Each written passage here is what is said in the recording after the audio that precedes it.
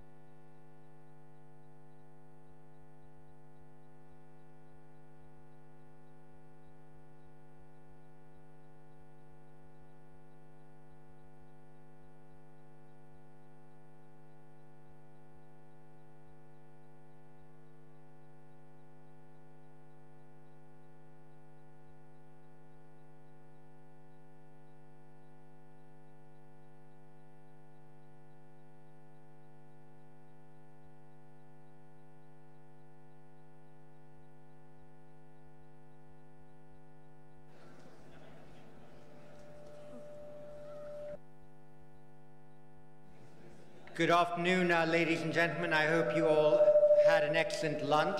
I'll turn off my microphone and try again. Thank you very much. Well, perhaps that was just a second warning sign of people to enter the room. And maybe I'll move my phone away.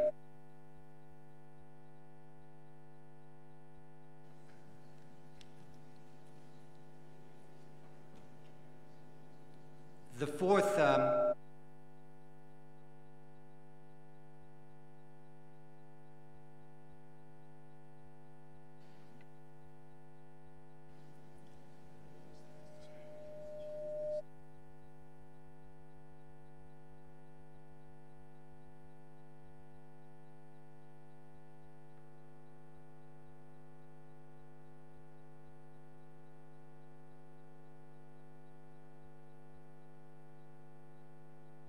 Thank you very much. Well,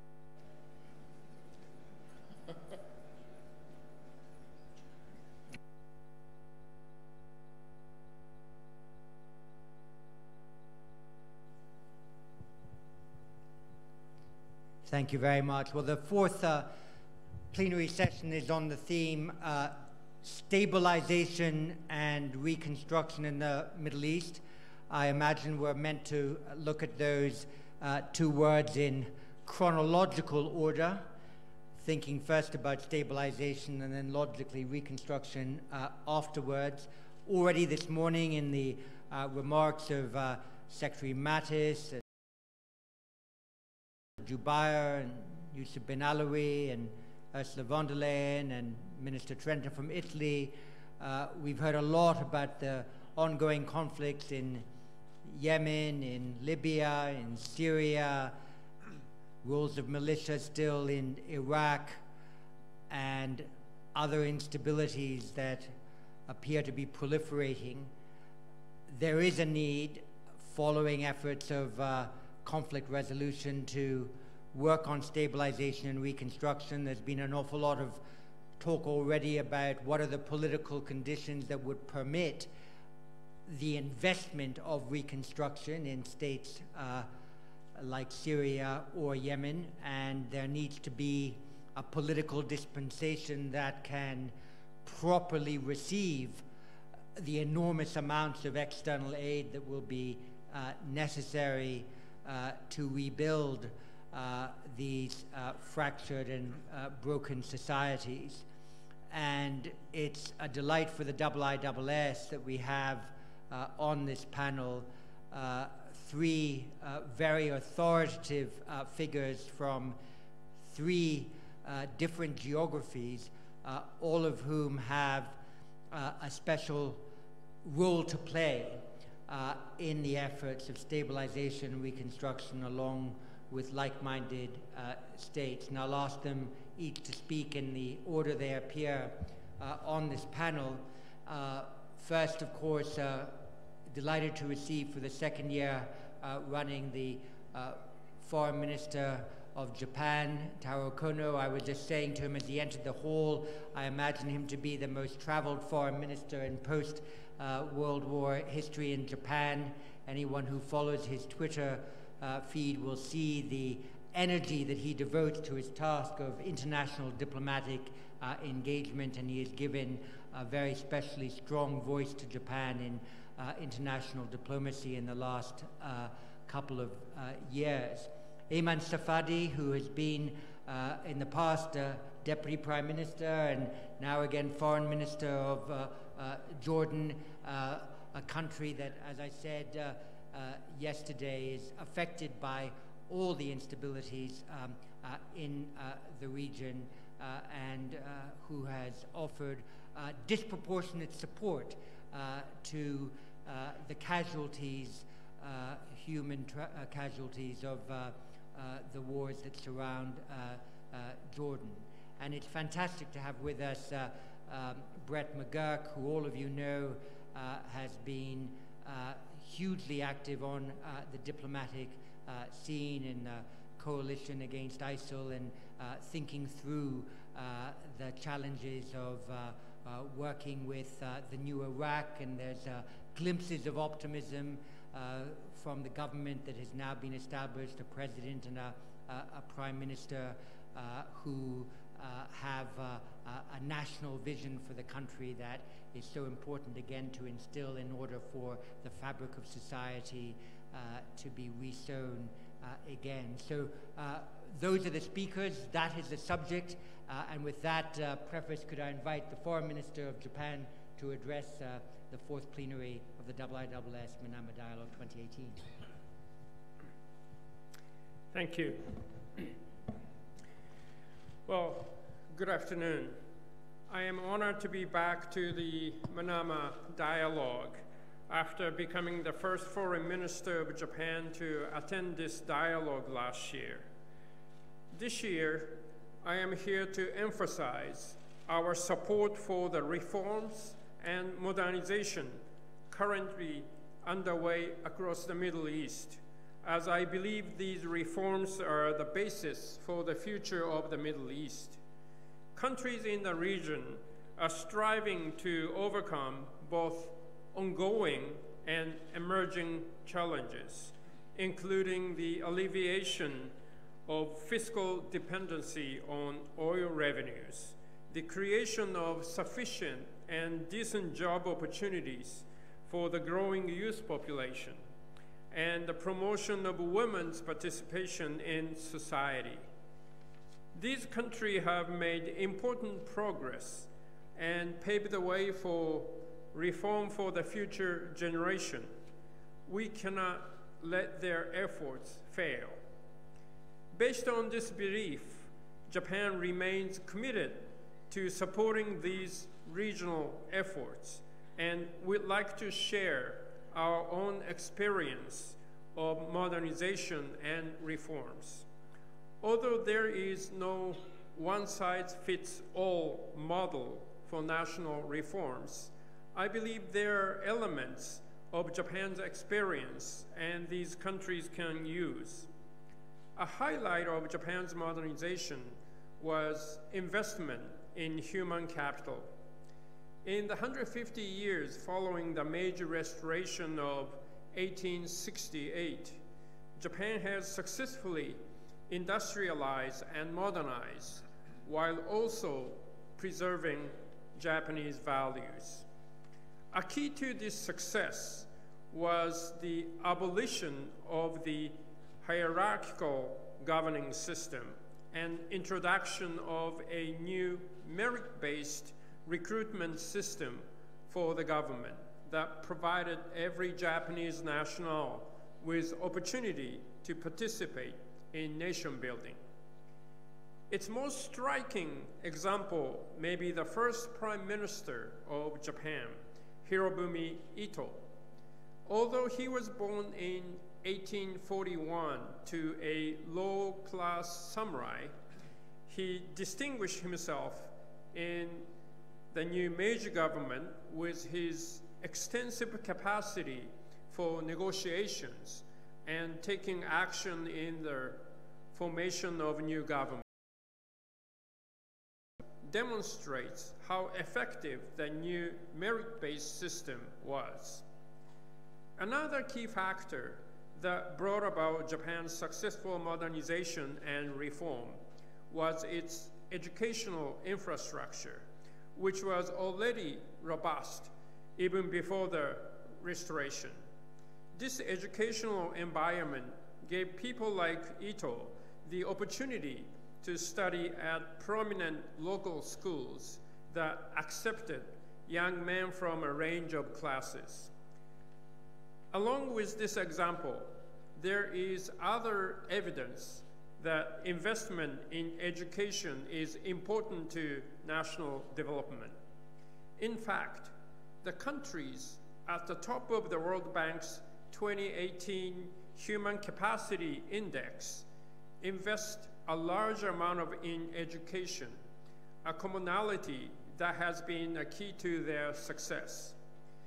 Now, I would like to outline our ideas on how we plan to use our past experiences as we collaborate on reform efforts in the region. First, we are working with Middle East countries to help reform their education systems. For examples, Japan is supporting the Egyptian government to develop school activities by introducing the Japanese-style education. Last month, 35 new Egypt-Japan schools opened and are expected to contribute to the development of academic, social, physical skills through the Japanese child education system. Our system promotes balanced development of students' physical, emotional, and intellectual ability through special activities, which include students cleaning their classroom by themselves. When this system was introduced in Egypt, parents objected at first, saying cleaning the classroom is not their students' job. However, after a trial run, students started to take initiative to clean their own houses, and parents were persuaded. These special activities promote students' own initiative in their everyday lives. Second, we are assisting with vocational training programs. In Saudi Arabia, Japan has helped train over 10,000 Saudi engineers and staff through public and private vocational programs.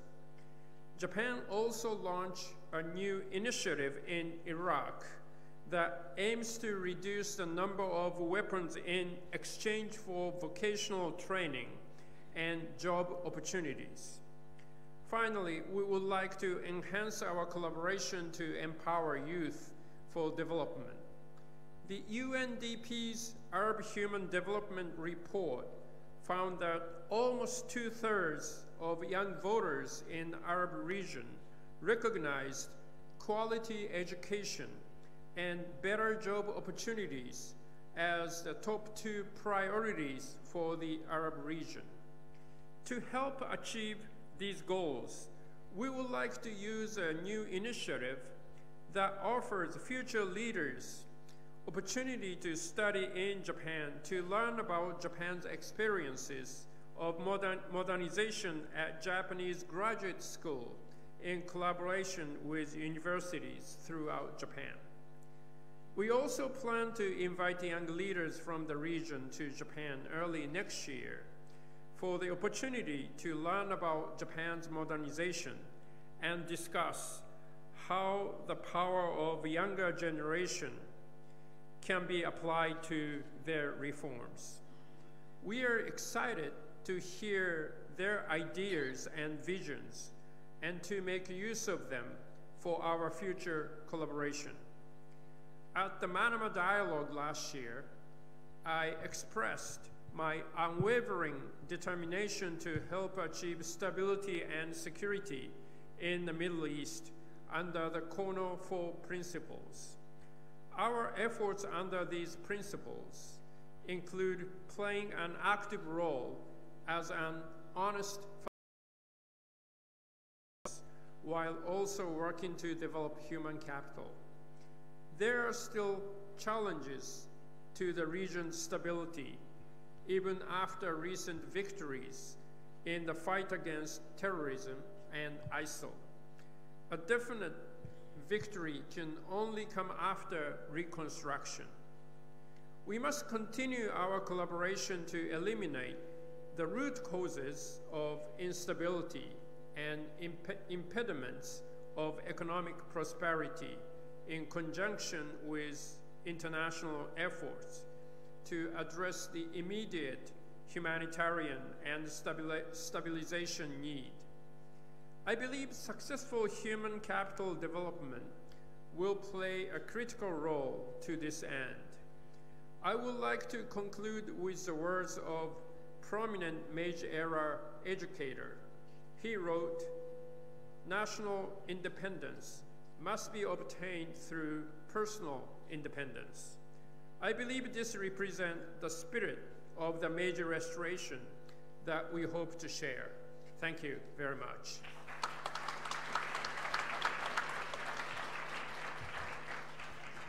Kono-san, thank you very much for those remarks and for reminding us of the importance of education in the long effort of building modern and effective societies. Foreign Minister of Hashemite Kingdom of Jordan, Ayman Safadi.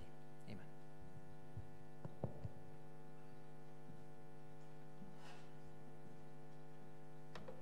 Bismillah ar-Rahman ar-Rahim. Your Excellencies, dear friends, allow me once again to start by thanking all of you for the tremendous expression of solidarity that you've all shown us as we deal with the tragic catastrophe, tragic accident that resulted from the flash floods that they did see yesterday and resulted in a tremendous loss of life. So your support and your kind words have been a tremendous source of encouragement for us. So thank you all for that at these, again, very difficult and very sad times for us. Again, it's a tremendous pleasure to be with you here again, and I want to start by thanking our gracious hosts, our Bahraini brethren, for once again putting together yet another very impressive and very successful Manama Dialogue event, and of course great gratitude as well to my dear friend John Chapman, for him and his team for the tremendous work that they've done. Yesterday I had the honor of delivering the keynote address that His Majesty was supposed to be giving to the forum here.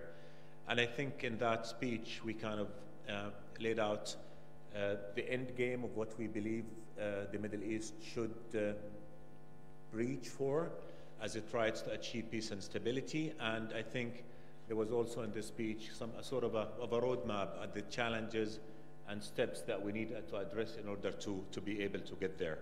Ultimately, we want a Middle East free from conflict, a Middle East at peace, a Middle East that can realize its potential and create opportunity for its people, particularly youth. And to do that, we need to get over the problems that we face, and we need to be realistic about identifying the sources of threat to our region and to our people, and the challenges and conflicts and tensions that are depriving us from our right to move forward and again build schools, build hospitals, ensure that we have a whole new generation that is equipped to take the opportunity of realizing all that this century can offer. Reconstruction and stabilization are key, but you can only start reconstruction when you stop destroying, when you stop the destruction. So we need to identify what are the sources of destruction that we have before we can talk about reconstruction. And I think there is a tremendous amount of work that we all are going to have to do in order to, first of all, deal with the conflicts that are pushing us all towards the edge of the abyss, and then start thinking how we can collectively start working together to try and move forward. Again, for Jordan, the key conflict has been and will continue to be the Palestinian-Israeli conflict. That conflict has to be resolved on the basis of the two-state solution that will give Palestinians their right to freedom and statehood, and give Israel the right to live in security and acceptance. And once we do that, we'll be able to start talking about how we can all pool our resources to move forward. And we all talk about peace, and we all say we're committed to peace. But the question is, are we all willing to do what it takes to get peace? And I think when Jordan speaks about peace, it speaks with tremendous credibility.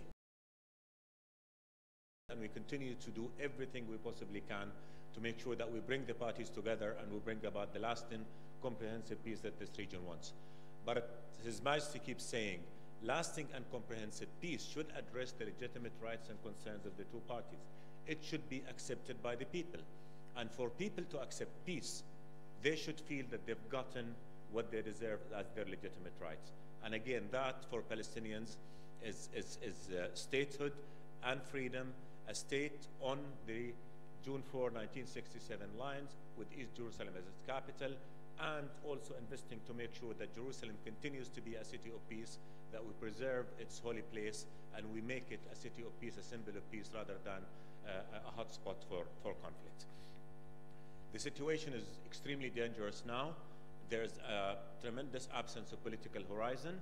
The deadlock persists. That is creating an environment of despair which could explode at any moment, and which provides fertile ground for every spoiler, every radical to exploit with a view to propagating their agenda of hate and fear. So it is essential that we find political horizons, pool our resources, and move towards with a realistic approach that would factor in that unless we meet the Palestinians' right for freedom and statehood, this conflict is going to continue to simmer, and when it explodes, it's only going to become a matter of time. The other issue that I feel we have to talk about as we talk about reconstruction is Syria. Again, this is a crisis that has persisted for about 7 to 8 years now. I think if we all look in the mirror and ask ourselves the question, have we been following the right approach to solving the problem? I think facts on the ground will tell us no. We need not double down on positions that have gotten us where we are now. We need to be more realistic. We need to follow new approaches that will bring about a political solution to that crisis, because we all know that unless we're able to find a political solution, Syria is going to continue to deteriorate. And we're talking about fighting terrorism. And as King Abdullah keeps saying, we've defeated ISIS, but we have not destroyed ISIS. And destroying ISIS is going to require changing the environment of despair and lack of hope on which it thrives, finding a political solution to the Syrian crisis, and then moving forward with all the other essential steps necessary to triumph over this evil, which is addressing root causes of conflict and countering their narrative of hate and fear, and exposing ISIS and its ideology for what it is, thugs, outlaws outside not only our religious Muslim values, but outside our all human values as well. So in Syria, what we need to do is to bring the conflict back about Syria and the Syrian people. Syria has become a battleground for everybody to fight everybody in Syria. And I think what we need to do is to go back to the basics again and say, what was the conflict about, and what is it that we can do now to bring about a political solution that Syrians will accept, that will put Syria back on track and enable us all to work together to preserving and regaining peace and security and maintaining the territorial integrity of Syria and moving forward. This is what we need to do. And then as we do that, there's the huge question of reconstruction versus stabilization. And we all heard some of our colleagues today speaking of reconstruction needing to be linked to a credible political process, and that is fine. But we need to differentiate between reconstruction and stabilization, i.e., if you are a Syrian living in Syria, whether you live under opposition or under the regime, ultimately you need a school to go to. And if we have 1,000 kids who do not have schools to go to, regardless of where they live in Syria, we're going to be talking about a lost generation who will be a victim of ignorance, a victim of despair, lack of opportunity, and not ISIS. What's worse of ISIS in a few years we'll find in those disparate, ignorant children that we've contributed to denying them their right to education. They will find a ready army to join. So stabilization is key, because stabilization means providing conditions under which people will live in dignity, will be provided for, and will have an opportunity at a decent shot in life. So I think that's an issue that we really need to focus on as we try and figure out what is it that we're going to do with Syria. We all agree that 2254 is the benchmark. We all agree that Geneva should be the venue through which we negotiate a peaceful solution. We all need, again, to double our efforts, intensify our efforts to make sure that we have the right strategy and we have the right answer, and we're starting from the right point of departure and making sure that we do what's right for Syria and the Syrian people, and mitigate to the extent that we can against Syria being just a battleground for everybody to fight everybody on Syria. The third thing that I just want to mention in terms of reconstruction is reconstructing environments. Environments whereby the youth will have opportunity. Without economic empowerment, without political empowerment, without giving the youth a chance to feel that they are part of the decision-making process, again, we'll be digging deeper into the hole. So I think it is important to look at the security, stabilization, reconstruction from a holistic approach that would factor in the political solution to conflicts, economic challenges, educational challenges, and work together to see what is it that we can do to have impact. And again, there's a tremendous challenge that we have with the refugees. In Jordan, we're the host of 1.3 million Syrians. And we have been doing, and we will continue to do everything we possibly can to meet every need of those people. Because reality is, if we don't, then we will be contributing to creating a situation that will be a threat to our collective security. These people are entitled to a dignified life. These people are entitled to schools, are entitled to hospitals, to clinics. Small as Jordan economy is, limited as our resources are, we will continue to do that. We will continue to do the right thing. But that said, I think it is upon the international community, all of us as partners, also to do what it takes and to make sure that we continue to make available resources needed to make sure that we have classrooms to which we send those kids. If we do not, again, we'll be talking about a lost generation. People will go back to their countries when there's a political solution, when they feel they can provide for their kids. There was a while ago a discussion of refugees returning or not returning, and our position in Jordan was we will encourage the voluntary return of refugees. We will never push anybody away. But the decision to go back is not going to be a function of any statement that any politician is going to make.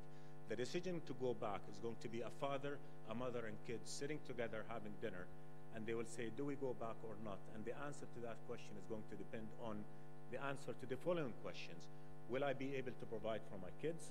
Will I be safe? Will I be able to live in dignity? If the answer to these questions are yes, then people will go back. If the answer to any of those questions is no, then people will not go back. And that is why, ultimately, reconstructing the Middle East, stabilizing the Middle East, building the future that peoples of the Middle East demand, require that, again, we go back to the basics and do everything we can to solve the problems that have continued to haunt us, starting with the oldest and most impactful conflict of all, which is the Palestinian-Israeli conflict, and then talking about Syria, and talking about Yemen, and talking about Libya. We have to have a holistic approach. Otherwise, we will not going to be able to move forward and build the future that we all feel we deserve and we owe it to the future generations to do. I'll leave it in that, and thank you so much for this opportunity, and thank you, Dr. Chip, and I look forward to engaging with you.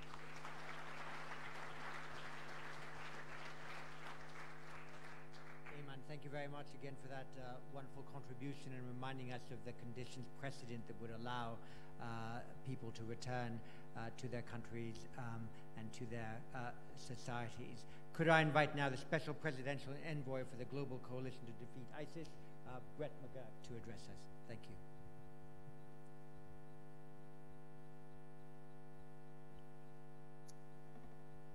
Thank you so much, and thank you, John, and congratulations for, once again, a truly extraordinary conference. I had some remarks prepared focused on the nuts and bolts of stabilization, what we're doing in Raqqa, what we're doing in Mosul. But listening to the extraordinary presentations today, I thought it would kind of take a step back and think a little bit about what we were talking about here in Manama 4 years ago when ISIS was really on the rampage. And if you look back to 4 years ago and you look at kind of what was being discussed when we had this forum then, ISIS was controlling territory the size of the UK. 7.7 billion people, 7.7 million people were living under the control of ISIS. They were committing acts of genocide against minority groups, Christians, Yazidis, and others, as we know. They were planning major acts of terrorism in the streets of our capitals. And it looked like something almost a situation we didn't really know how to fully get a handle on. At the time, it was about a year ago now, we formed a coalition in Jeddah with about 12 countries at the time. And we determined that in order to actually take back this territory from ISIS and have a more stable Middle East and a more stable world and protect our homelands, we had to have a truly comprehensive approach. There was a military component to this, but we were going to try to do this in a different way. We were going to try to empower local Iraqis and Syrians to take back their territory. And every single thing we did on the military side had to be followed by a comprehensive humanitarian program and a comprehensive, what we now call, stabilization program. Stabilization really being the nuts and bolts of what comes immediately after the military operations. clearing landmines, getting basic water essential services like electricity back into these areas so that people can return home. So we built this coalition in Jeddah with about 12 countries.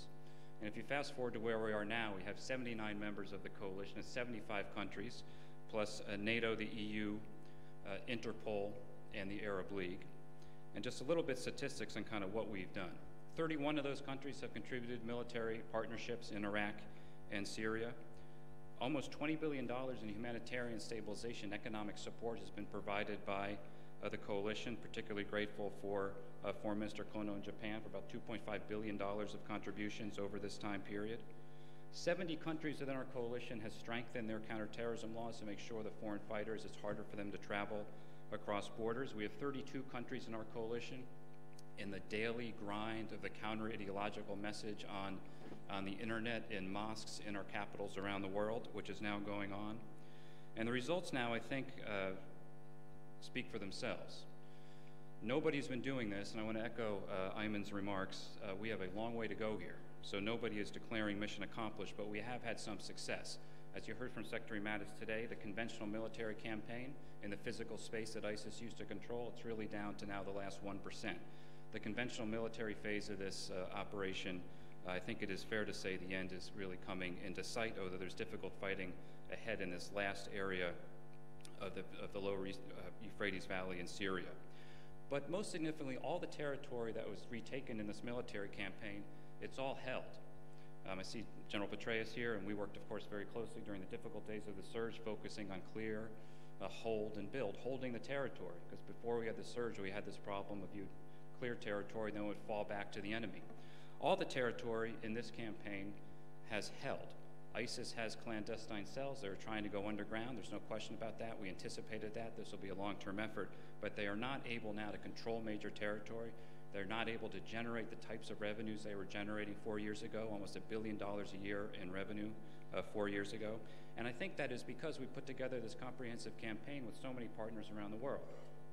And when President Trump came into office, he asked us to do two things. Accelerate the campaign, and he delegated authority down to the lowest level in the field that allowed us to really accelerate the military phase and dramatically try to increase the burden sharing from the coalition. And I think we were able to do that. So I'll give you just one example, the Mosul campaign, probably one of the largest, most significant military operations in decades. The humanitarian scale was off the charts. The worst case scenario we thought was over 1 million IDPs would come out of Mosul and would need aid. That was the worst case scenario. And it turns out we had more than 1 million IDPs came out of Mosul. But because of the planning we did as a coalition, because of so many partners we had contributing to this, because of a really comprehensive program from the UN and others, I think Lise Grand is here, who's now leading the humanitarian response in Yemen, we put together a pretty sophisticated approach in which every single one of those IDPs that came out of Mosul received shelter and aid because of what we did on the coalition side. And then transition to stabilization. So in eastern Mosul, you've seen an awful lot of Iraqis go back. Western Mosul is going to take a very long time. But just on the Iraq side, because of this stabilization approach, we have 4.1 million Iraqis who were displaced from ISIS are now back in their homes. That statistic is completely off the charts in terms of conflicts like this. So 4.1 million Iraqis are back in their homes in areas once controlled by ISIS, but there's still a number of Iraqis displaced, and until they're all back, we're not going to rest. I came here last night, landed here from Baghdad. I was in Baghdad off and on over the last couple months, working on this kind of final phase of the counter-ISIS campaign, and also working with the Iraqis as they work through their difficult political challenges and trying to form a new government. And as has been mentioned here in a number of panels, they just formed a new government. We had a peaceful transition of power about 48 hours in Baghdad that I think has given a lot of optimism and hope of a government that can act in its own national interests, increase its own sovereignty and its own independence. We all owe, I think, a real debt of gratitude to outgoing Prime Minister Haider al-Abadi, who took on this challenge 4 years ago. He has left Iraq in a much better place than when he came into office. And the new Prime Minister, Adel Abdel-Mahdi, who's a good close friend of many in this room, has a big challenge ahead of him, but also has an awful lot of support and has a national vision for the country that I think we can rally behind. Similar leadership, President Barham Saleh and others are part of this government. I think there's some real hope, at least I sensed it in Baghdad when I left, and I've sensed it here today. Syria is a far different challenge. In Syria, we do not have a government to work with. We will not work with the government of Bashar al-Assad, obviously. We will not help reconstruct any of the areas that were retaken by the Assad regime with the help of the Iranians and the Russians. But we do owe, in the areas that we as a coalition helped clear from ISIS, we are focused on the nuts and bolts of stabilization. And again, what started in a small battle of Kobani and has now really expanded to almost a third of the country, working with the Syrian Democratic Forces and our partners. Those forces are now have basically control over about a third of the country. We are focused on stabilization. I've been to Syria, I don't know how many times, about 20 times throughout the course of this campaign. And the challenge is enormous, and I don't want to sugarcoat it. This is going to take many, many years. But again, focused on the nuts and bolts of stabilization in Raqqa alone. First time I went to Raqqa shortly after the battle, I think I was with General Patel. We had found, I think from an ISIS fighter or a prisoner, a phone that basically showed where IEDs were throughout Raqqa, where they had planted explosive devices. And basically every single structure in Raqqa had an IED. I've never seen anything like it, and we thought this is like a Chernobyl situation in which it's going to be very difficult for anybody to return here, given this extent of explosive really planted by ISIS and just the residue of war. So we worked pretty hard to get explosive ordnance disposal teams into place, and they've cleared in Raqqa and the environs about 250,000 IEDs. I've been to Raqqa now 4 times. If you go now, you will see, you'll think, my God, this is an incredibly desperate situation. But if you went shortly after the battle, the transformation from then is truly extraordinary, and 150,000 Syrians have returned already to their homes in Raqqa. That's because of this work we have done, focus on stabilization, focus with the coalition. But this is not over. I think the hardest work really will be ahead of us. Just in closing, an anecdote. A book a lot of young diplomats in the United States read by Robert Murphy called Diplomat Among Warriors, about a Foreign Service officer who was really the right-hand man of General Eisenhower in World War II, in the campaign in Europe, and then remained on with Lucius Clay in the occupation of Germany and had a very high-profile career. But talks about really after the war is when the diplomacy got most difficult and not something that he had fully anticipated. And I think we're now heading into a period in which there is tremendous opportunity coming out of this counter-ISIS campaign, but also tremendous challenges. And the only way I think we will address these challenges is working together and getting this, building on a lot of the great work that we have done. The United States is committed to continue to lead this counter-ISIS coalition. We are committed to that. That is a commitment from President. We'll continue to adapt to changing circumstances. And over the next 12 months, the focus will be on stabilization and then shifting in areas that we cleared, not others, into the longer-term reconstruction, which is something really the World Bank and others are taking a leading role on. And just on that point, we're very grateful for Kuwait, which had a very significant reconstruction conference about a year ago, focused on Iraq's long-term reconstruction needs, where about $30 billion was pledged in that meeting. And now that we have a new government, we can get on with some of that difficult work. That's the long term over the next decade, but I think we have an opportunity. So finally, just to reflect on where we were 4 years ago, when you think about the challenges that have been discussed in this really remarkable conference today, they're daunting, but it was pretty daunting 4 years ago. And we've made an awful lot of progress, and I think we have something to build upon. And again, thank you very much, and look forward to the questions.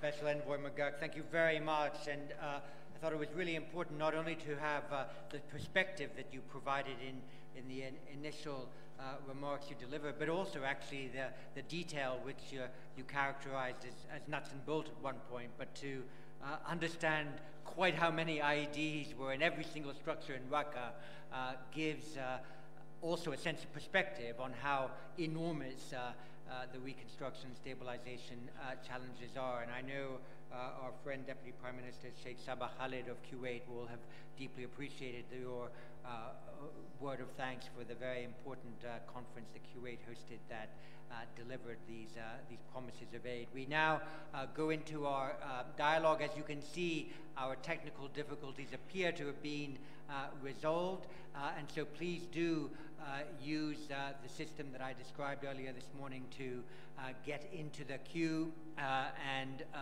I will call on you in order. I've got a few on my list now, and what I'll do is I'll take those and then return to the panel. But could I please ask Emil Hokayem to speak first? Emil. Yes, thank you. As we meet here today, a tragedy is playing out in IDP camp in Syria called Rokban. There's approximately 45,000 people living in terrible conditions. Most of these IDPs have run away from ISIS and the Assad regime. And the tragedy of Rokban really embodies all the complexities of Syria today. It is located in a region that is technically covered by the US-Russia deconfliction agreement, and it sits a few miles away from the US base in Tanf. It also sits on the Jordanian border, and it's entirely dependent on humanitarian aid. The Assad regime has hindered delivery of aid for many months now. Jordan is unwilling to allow cross-border aid to go in or to take more refugees, and nearby US forces are not helping out. What I'm trying to get to here is that the collective responsibility of the international community and of the main actors in Syria has been engaged for many years, but even as we face the tragedy of Rokban, there seems to be no answers and no mechanisms to deal with something like that. How do Minister Safadi and Mr. McGurk, who are directly involved in this effort, propose to at least alleviate the suffering of those 45,000 people? Thank you. We'll collect them and then come back. So, General Tom Beckett. It's for Brett McGurk. I'm just looking at U.S. policy for Syria. There's two aspects to it that I'd like to highlight. One is that your forces are there for the purpose of the counter-Daesh campaign. But another aspect of U.S. policy is the removal of all Iranian and Iranian-commanded troops from Syrian territory while you retain yours there. It seems to me, as a former soldier, that U.S. forces now have a split mission, and do you feel strategically that the ends, ways, and means are aligned? Thanks very much. And Bobby Goss? Hi, this is a question for Mr. McGurk. I'm curious about where you place the importance of dealing with captured foreign fighters in the stabilization process. What is to be done with these people? It's instructive that so many of the European countries from where these fighters come seem very reluctant to take them back. Does resettling them, sending them back home, or in some ways bringing justice to them, does that count as part of stabilization in your judgment? Thank you. And from Iraq, Lahore Talabani. Thank you. My question is for Mr. McGurk. On one hand, you have Turkey, a NATO ally and a strategic partner of the United States. On the other hand, your relationship with SDF, which has been the only true partner in defeating ISIS in Syria. And as we know, their numbers have gone up to almost 90,000 of brave men and women combined of Arab and Kurds in the region. My question is, how do you see the future of SDF in Syria, and how do you seek to balance this relationship between Turkey and SDF, since it's known that Turkey is completely rejecting any kind of relationship with the SDF, and at times they recognize them as a terrorist organization? Thank you very much. Perhaps with that, I'll come back. I'll ask Ayman Safadi first, and Brett McGurk, who got the bulk of those questions, and if Japanese Foreign Minister wishes to add anything, please do. But Ayman first. Thank you, John. I think the question was on Rokban, and let me just put things in perspective for Rokban. For many, many years, Jordan did allow humanitarian supplies to go to Rokban. Actually, Jordan was the only source of humanitarian supplies to Rokban.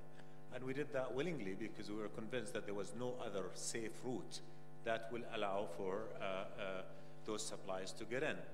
And Rokban was also a source of threat for Jordan. I mean, and let me remind you, Emil, that we have one terrorist operation that resulted in the killing of 7 of our soldiers. That operation came out of Rukban.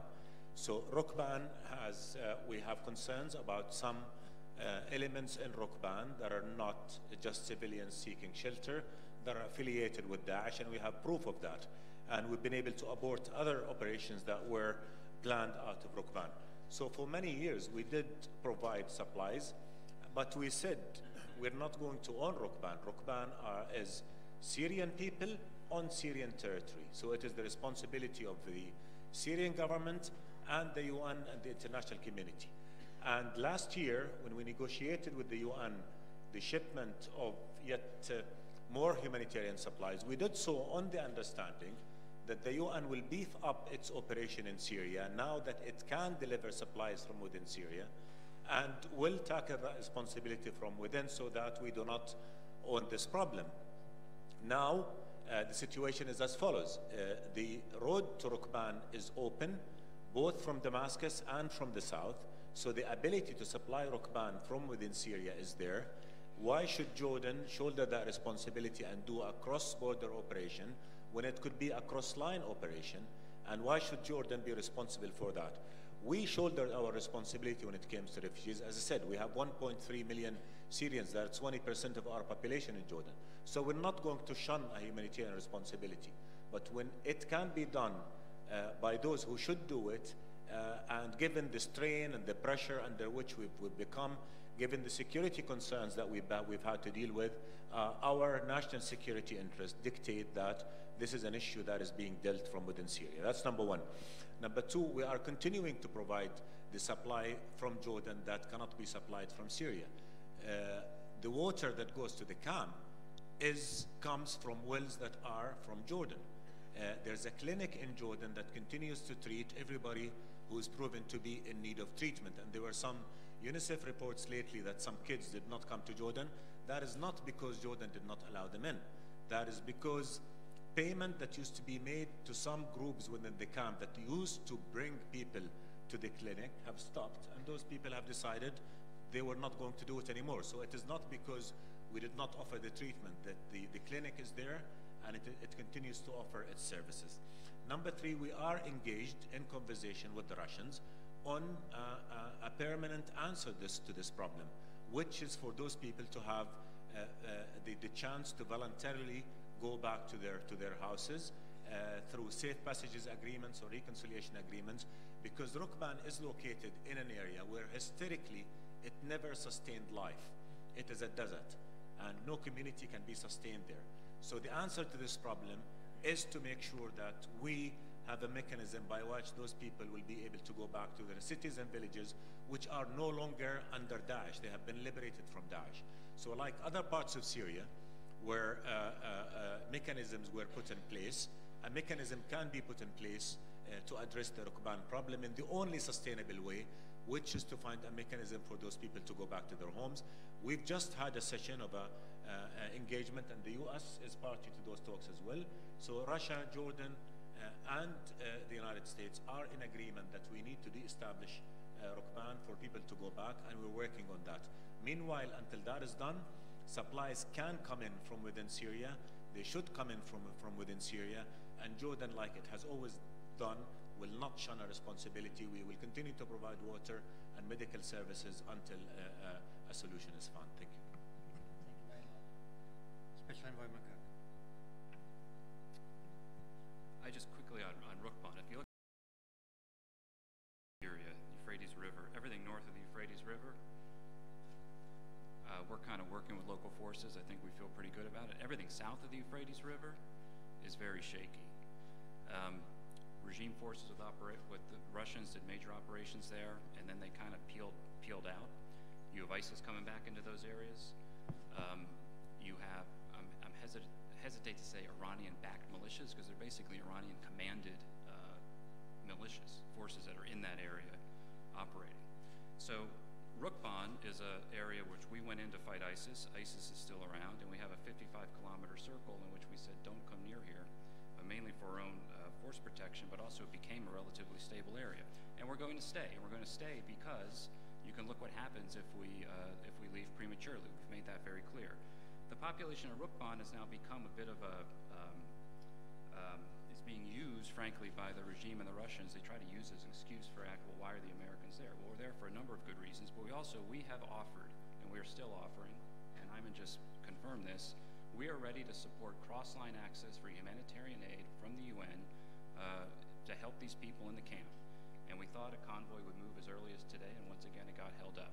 So the question here is on the regime in Damascus and the Russians. Do they really want to help these people, or do they want to use them as something to kind of come after us? This is not a United States problem. It's not a Jordan problem. These are Syrians. We are ready to help with the UN and the Syrians through the Russians to help get aid to these people, cross-line. So we're prepared to do that. It's ready to go. The question to be asked is to Moscow and to Damascus. Should I go through some real quick? Yeah, real quickly, just going through on Syria. The question about the mission, the military mission in Syria is the enduring defeat of ISIS. The enduring defeat of ISIS is a critical phrase because we all know that after the physical caliphate is defeated, and again, that will happen over the coming months. We're in the final phase of that. It's very difficult because we're in the last stages where almost every ISIS fighter has a suicide belt and they have IED rings. It's very difficult fighting, but it will get done. But we've learned from history that doesn't mean you just pick up stakes and leave. The enduring defeat, we have to ensure that we do the stabilization, the hard work, so that ISIS cannot return. So the military mission is the enduring defeat of ISIS. At the same time, everybody recognizes, it's a unanimous opinion, I think, throughout the day here, we need a political solution to the conflict in Syria. And the overall civil war violence in Syria has dramatically decreased over recent months. And we want to try to hold that in place as we work on a political solution. In terms of Iranian-backed, Iranian-commanded forces in Syria, almost everybody, including, frankly, the Russians, have said they shouldn't be there. So, yeah, they shouldn't be there because we want an enduring, stable solution in Syria. So we intend to stay for the enduring defeat of Syria, and my close colleagues, Ambassador Jim Jeffrey and Joel Rayburn, who you heard from yesterday, are working very hard through Geneva and elsewhere to get the political track moving. A good question on foreign fighters. We have about 700 foreign fighters now in Syria. We are determined to ensure that these people cannot get out of Syria to threaten our homelands or yours. We're working with a number of capitals to make sure that we can try to repatriate these people. It's extremely difficult. And while that process is underway, we're working to ensure that they are housed in a facility in Syria that, to the extent possible, meets international standards, and that so these people cannot commingle and we don't repeat any of the problems we've seen in the past. That is very much underway. Just on my good friend Lahore's question, I think Secretary Mattis put it very well this morning. The only thing worse than fighting with a coalition is not having a coalition. There are a lot of issues within our coalition, a lot of disagreements. I think we have worked extremely closely with our NATO ally, Turkey, from the beginning of the campaign. We worked with them in the Euphrates Shield operation. We have plenty of issues with them when it comes to northeast Syria, but we continue to work through them. We have a very good roadmap now on Manbij, where we should start joint military patrols over the coming months. The training is underway now, and I remain an optimist here that this is something we'll continue to be able to work through. But we will remain in Syria working with the SDF, and we also will remain obviously committed to our NATO ally, Turkey. Marvelous. Thank you very much. Conrad, do you have anything to add, or we have another 6 questions to come in, but you might have some reflection. Just one thing. Last year, number of refugees and IDP hit the record high after the World War II. And Japan has been supporting refugees in Syria, from Syria in Lebanon and Jordan, and refugees coming from Myanmar in Bangladesh, and other international community help them as well. But there's a limit that the government can do because, Japan is in government deficit. Many governments are running in a deficit. So I think it's high time that we need to think of something like international solidarity tax. If we put very thin tax on, say, currency exchange and give the money to international organizations directly and task them to take care of the refugees and IDPs, we could probably provide a better support for those people.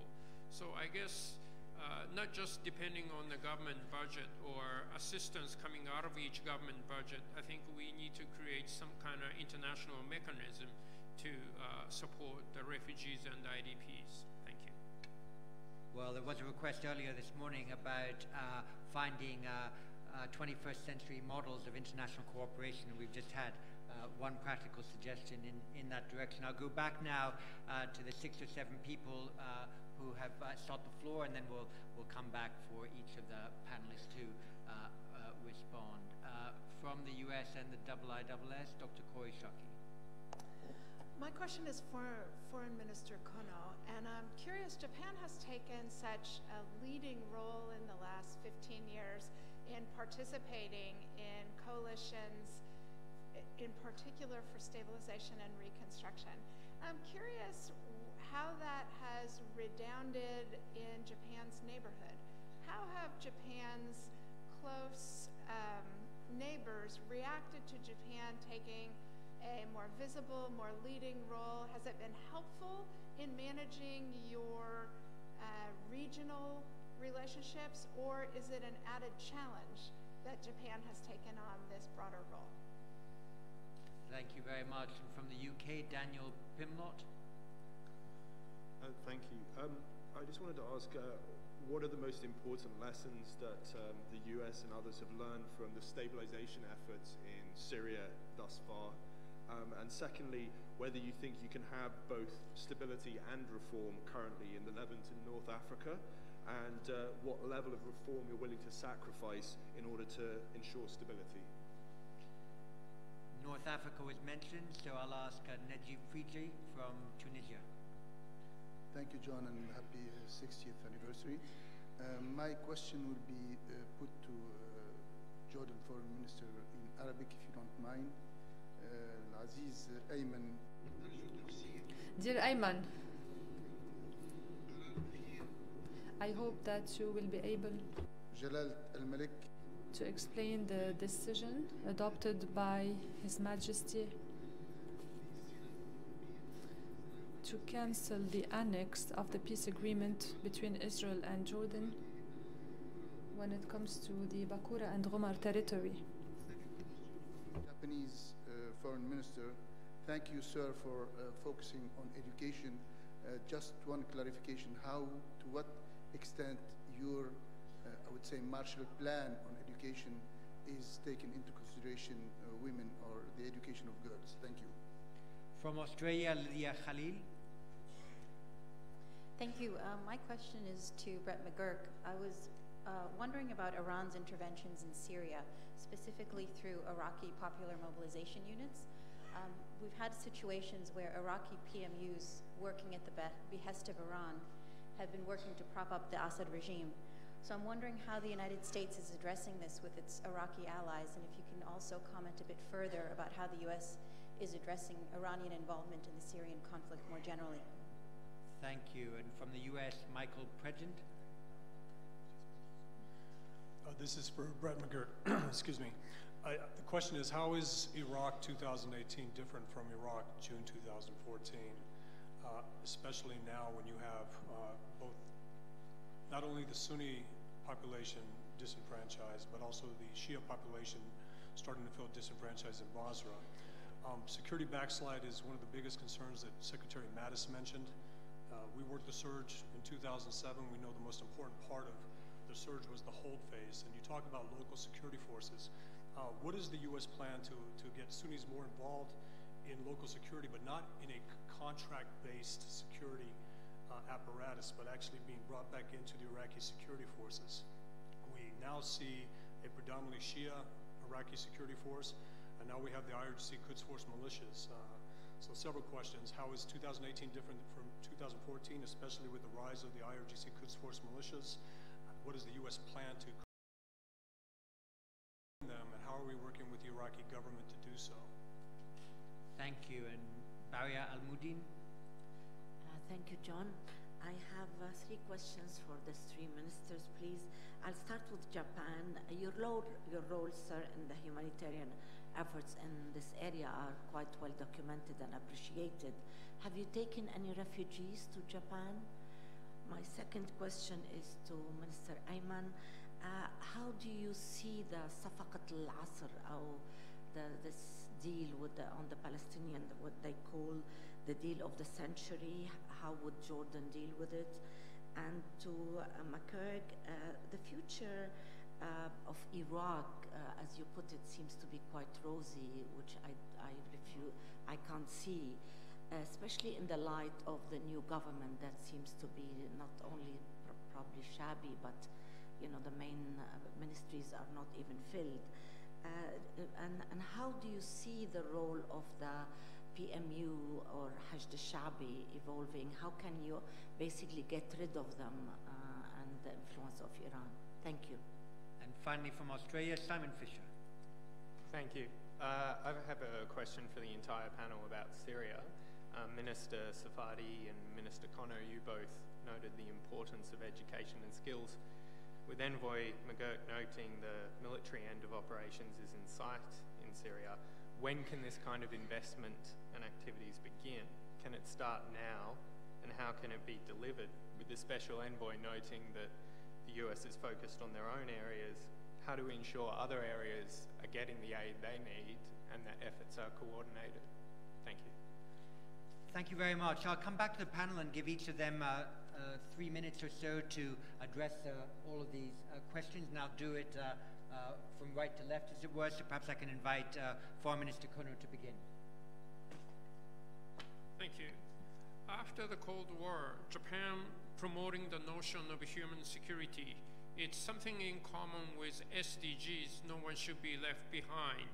And we have been trying to focus our aid to those who is likely to be left behind, who are children and women. We are providing a lot of aid focusing on children and women, and we will continue to do that, which include education for women as well. And we are taking Syrians from refugee camps who are willing to study in a graduate school in Japan for their future nation building. So we are accepting Syrian refugees from refugee camps to study in Japan, and that has already begun the program. Thank you. Thank you so much. If I may start with the question on Al-Baqura and Al-Ghamar, and for those who probably are not familiar with the subject, these are two parts of Jordanian territory that when the peace treaty was signed, Jordan allowed for a special regime that would allow Israelis the right to use these pieces of land. When the peace treaty was signed, Israel fully respected the sovereignty, recognized the sovereignty of Jordan over those two lots of land. But Jordan again agreed to two annexes within the peace treaty that allowed Israeli farmers usage of these lands. So we basically implemented a provision in the peace treaty. So what we did was in accordance, in implementation of the peace treaty, and when those annexes were signed, there was a time cap put on them of 25 years. And the peace treaty said either party can terminate those annexes, and should that happen, either party has the right to ask for consultation. So basically, in implementation of the peace treaty, we decided that it is in our national interest to end those two special regimes.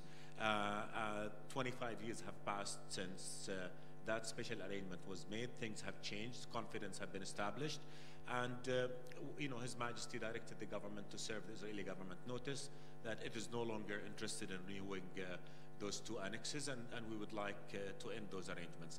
That said, and of course that notice should have been given a year prior to the end of to the expiration of those agreements, which will be in November next year. So we did serve notice to the Israeli government on that.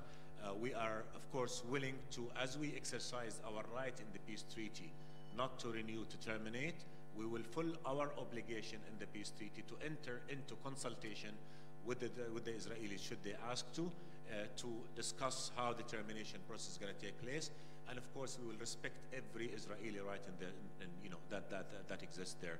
Baqura is private property from Israeli citizens. Jordanian law does respect private property and recognize private property. So we will deal with that in a way that ensures that we preserve our national interest, but at the same time respect and recognize whatever Israeli rights exist in that area. So it is nothing that some people interpreted that as a violation of the peace treaty. It is not. It is an implementation of the peace treaty. And when the negotiators on both sides put a time cap, they understood fully that there's going to come a time when that regime will have outlived its usefulness and no arrangements will need to be made. That recognized the sovereignty of Jordan, and in the consultation there'll be no discussion whatsoever of sovereignty, because that's something that Israel fully recognized in the peace treaty. So that is what we did there. On the second question on the deal of the century, Baria, we'll deal with it when we see it. Ultimately, we don't know yet what is in that deal, but what we say is that, again, our commitment to peace is unwavering. What we've done for peace is something that everybody knows. We will continue to work for a peace that can last, for a peace that can resolve the conflict. As His Majesty said yesterday in his speech to this August Assembly, that we will continue to work for peace that can work on the basis of the two-state solution. No conflict has the potential of creating more tension in the region than this conflict. You're talking about land, you're talking about Jerusalem, you're talking about Christian and Muslim holy sites. All these are matters that are of concern to billions of people. So we will continue to work with the US, with our friends in Japan, elsewhere in the international community, in Europe, to make sure that we get to that peace. And we've given decent, honest advice to our American allies on what the making of the peace deal should be, and the whole world knows what that advice is, which is a two-state solution that would allow for a Palestinian state, East Jerusalem, as its capital on June 4, 1967, and an Israel that is safe and accepted and secure in accordance with the Arab Peace Initiative. And let me just remind everybody that the Arab Peace Initiative has been on the table since 2002, and contrary to what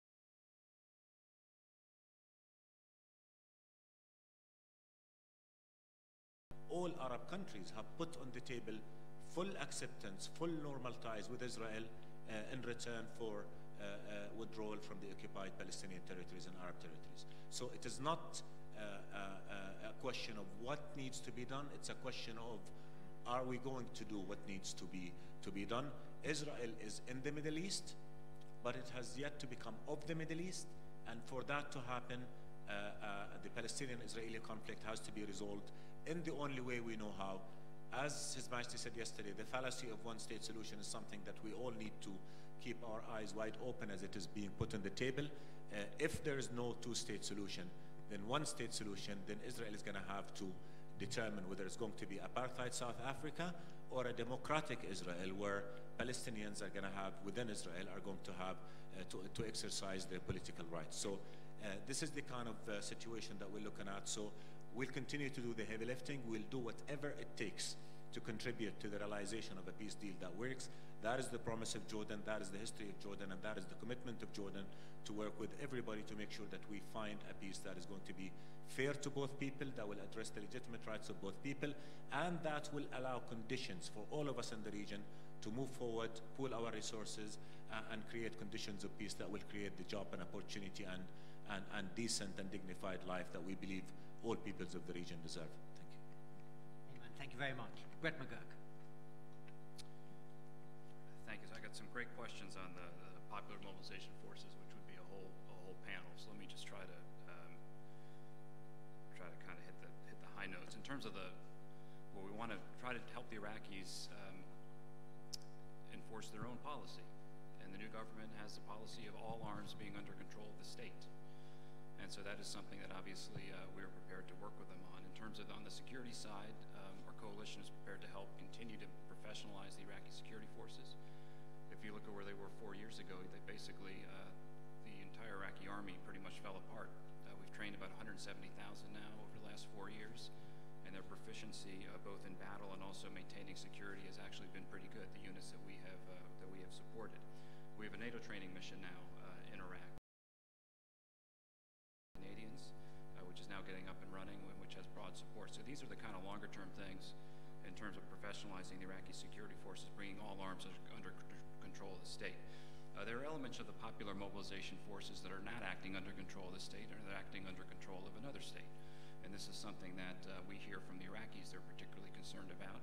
And for their own sovereignty, for their own independence, it's something that obviously they are going to get a handle on. But what we're we're seeing across Iraq is the Iraqis' population beginning to stand up and push back against some of the malign influences coming from their neighbor to the east.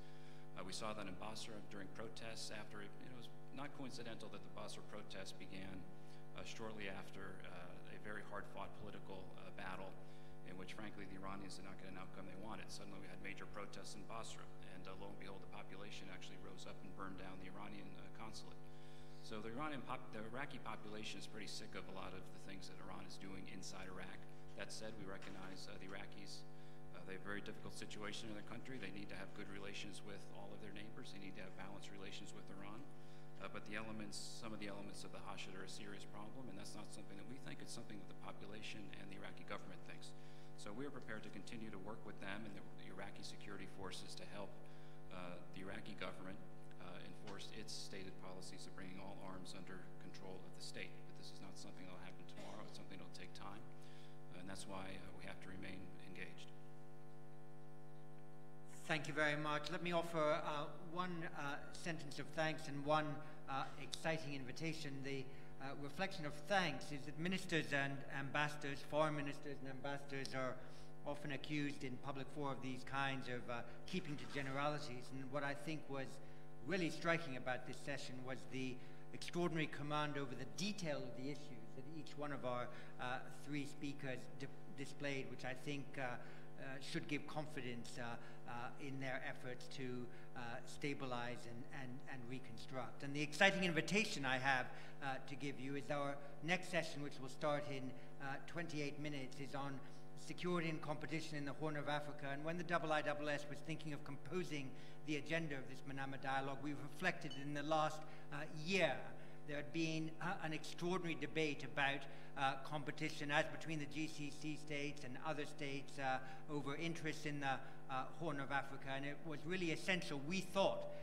to have strong African voices explain their views of how the Horn of Africa was engaged with the Middle East and how the Middle East was engaging in the Horn of Africa. So while we thank these three speakers for their presentations and their command over detail, I hope you will also be returning with a spring in your step into the hall in 28 minutes for our final concluding plenary on security and competition in the Horn of Africa. So with that, thank you very much, and we'll see you in 28 minutes.